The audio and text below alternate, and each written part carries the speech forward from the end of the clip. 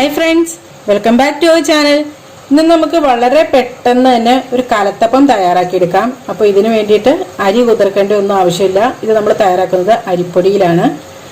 കലത്തപ്പം തയ്യാറാക്കുന്നത് എങ്ങനെയെന്ന് നോക്കാം. അതിനു വേണ്ടിയിട്ട് ഞാൻ ഇവിടെ 1 കപ്പ് അരിപ്പൊടിയാണ് എടുത്തിരിക്കുന്നത്. അതൊരു മിക്സിയുടെ ജാറിലേക്ക് ഇട്ട് കൊടുക്കാം. ഈ ജാറിലേക്ക് തന്നെ 1 കപ്പ് വെള്ളം കൂടി ചേർക്കാം. ഒന്ന് മിക്സ് ചെയ്ത് കൊടുക്കണം കേട്ടോ, അല്ലെങ്കിൽ ഇത് അടിച്ചെടുക്കാൻ ഭയങ്കര പ്രയാസമായിരിക്കും. പിന്നെ ഇതിലേക്ക് ഒരു 2 ടേബിൾ സ്പൂൺ തേങ്ങ ചിരകിയത് ചേർത്ത് കൊടുക്കാം. പിന്നെ ഒരു 1/2 ടീസ്പൂൺ ജീരകം. ഞാനിവിടെ ജീരകം പൊടിച്ചതാണ് കേട്ടോ ചേർക്കുന്നത്. സാധാ ജീരകമാണെങ്കിൽ ചേർത്താലും മതി. 1/2 ടീസ്പൂണിലേക്കാളും കുറച്ച് കുറവ് ഏലക്കാപ്പൊടി. അപ്പോൾ ഏലക്ക ഇട്ടിട്ട് വേണമെങ്കിൽ 2 ഏലക്ക ഇട്ട് കൊടുത്താൽ മതി കേട്ടോ. ഒരു നുള്ള് ഉപ്പ്. ഇതെല്ലാം കൂടെ നന്നായിട്ട് അങ്ങോട്ട് അടിച്ചെടുക്കാം. ഇപ്പോൾ നന്നായിട്ട് അരച്ചെടുത്തിട്ടുണ്ട്. ഇനി ഇതൊരു ബൗളിലിട്ട് മാറ്റാം. ഇനി 200 ഗ്രാം ശർക്കര ഒരു 1/2 കപ്പ് വെള്ളം ഒഴിച്ചിട്ട് ഒന്ന് മെൽറ്റ് ചെയ്യാനായിട്ട് വെച്ചേക്കണേ കേട്ടോ. അപ്പോൾ 200 ഗ്രാം എന്ന് പറയുമ്പോൾ വലിയ ഉണ്ട ശർക്കരയൊക്കെ ആണെങ്കിൽ അതിൻ്റെ ഒരു പകുതി ശർക്കര ഒക്കെ മതിയാവും കേട്ടോ, 200 ഗ്രാം. അപ്പോൾ ഇതിപ്പോൾ അത് മെൽറ്റായി വന്നിട്ടുണ്ട്.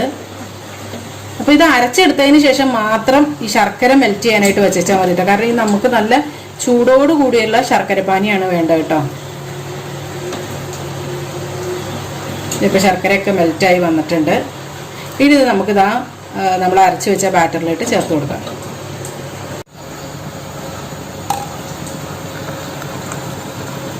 കേട്ടോ, നല്ല ചൂടോടുകൂടി തന്നെയായിട്ട് ഒഴിക്കുന്നത്.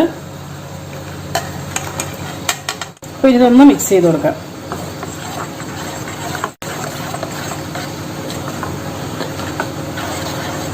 ഈ നമ്മൾ കലത്തപ്പത്തിന് നമുക്ക് കുറച്ചൊരു എന്താ പറയുക ലൂസായിട്ടുള്ള ഒരു ബാറ്ററാണ് കേട്ടോ വേണ്ടത്. ഇതിലേക്ക് ഒരു നുള്ളു സോഡാപ്പൊടി ഇട്ട് കൊടുക്കാം.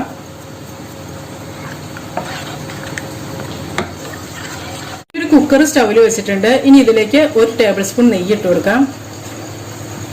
പിന്നെ ഒരു 2 ടേബിൾ സ്പൂൺ വെളിച്ചെണ്ണ കൂടി ചേർക്കാം. നെയ്യിൽ മാത്രമായിട്ട് നമുക്ക് ഉണ്ടാക്കിയെടുക്കാം കേട്ടോ ഇത്. പിന്നെ ഇതിലേക്ക് ഒരു 3 ടേബിൾ സ്പൂൺ തേങ്ങാക്കൊത്ത് ചേർത്ത് കൊടുക്കുന്നുണ്ട്. കുറച്ചൊന്ന് മൂത്ത് വന്ന് തുടങ്ങിയിട്ടുണ്ട്. ഇനി ഇതിലേക്ക് ഒരു 5 ചെറിയ ഉള്ളി ചെറുതായിട്ട് അരിഞ്ഞതാണ്, അത് ചേർത്ത് കൊടുക്കാം.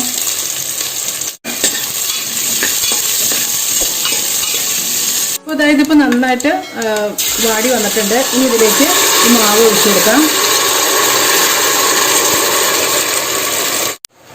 അപ്പോൾ ആദ്യത്തെ ഒരു 2 മിനിറ്റ് നേരത്തേക്ക് നമ്മൾ ഫ്ലെയിം കൂട്ടിയിട്ടിട്ട് തന്നെ വേണം കേട്ടോ ഇത് ഉണ്ടാക്കിയെടുക്കാനായിട്ട്.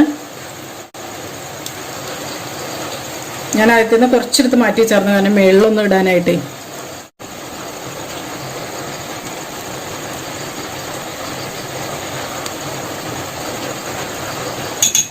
ഇനി ഇത് മൂടി വെച്ച് ഒരു 5 മിനിറ്റ് നേരം ഒന്ന് ലോ ഫ്ലെയിമിലിട്ടൊന്ന് കുക്ക് ചെയ്തെടുക്കണം. 5 മിനിറ്റ് ആകുമ്പോഴേക്കും നമ്മുടെ വിസിലിടുന്ന ഇതിൽ നിന്നുണ്ടല്ലോ ഇങ്ങനെ നല്ല ഫോഴ്സിൽ ഇത് കണ്ടോ, ഈ സ്പൂണൊക്കെ നനയണുണ്ടോ, കാണാൻ പറ്റുന്നുണ്ടോ, നല്ലതായിട്ട് ഇങ്ങനെ ബബിൾസ് പോലെയും ഒക്കെ വന്നു കൊടുക്കും. അപ്പോൾ നമ്മൾ ആ ഫ്ലെയിമും കൂടെ ഓഫ് ചെയ്തേ കിട്ടോ. പിന്നെ ഇതൊരു 10 മിനിറ്റ് അനക്കാണ്ട് വെച്ചേക്കണം. അതിനുശേഷം വേണം നമുക്കിത് തുറക്കാനായിട്ട്. ഇപ്പൊ തുറക്കാൻ പാടില്ല കേട്ടോ. ഇപ്പൊ ഇത് റെഡി ആയിട്ടുണ്ട് കേട്ടോ. കണ്ടില്ലേ, ടൂത്ത് പിക്കൊക്കെ ആണെങ്കിൽ നല്ല ക്ലീനാണ്. സൈഡൊക്കെ വിട്ടു വന്നിട്ടുണ്ട്. ഇത് കുറച്ചൊന്ന് ചൂടാറി കഴിയുമ്പോൾ നമുക്കത് ഇതുപോലെ തന്നെ കൈകൊണ്ട് ഇങ്ങനെ കൊണ്ട് എടുക്കാം കേട്ടോ. അപ്പോൾ അതായത് റെഡി ആയിട്ടുണ്ട് കേട്ടോ. അപ്പോൾ ഇനി ഇതൊന്ന് കട്ട് ചെയ്ത് നോക്കാം. ഇത് കണ്ടോ, നല്ല ആരെടുത്ത കലത്തപ്പമാണ്. നല്ല രസമായിട്ട് തന്നെയാണ് വന്നിരിക്കുന്നത്. കണ്ടില്ലേ,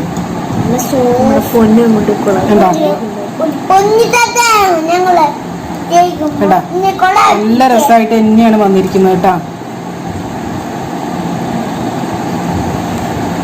അടിയൊന്നും അങ്ങനെ കത്ത് പിടിച്ചിട്ടൊന്നുമില്ല കേട്ടോ. ചെറിയൊരു കളർ വന്നേക്കണം മാത്രമാണ്, കരിഞ്ഞു പിടിച്ചൊന്നുമല്ല, കറക്റ്റായിട്ട് തന്നെ വന്നിട്ടുണ്ട്.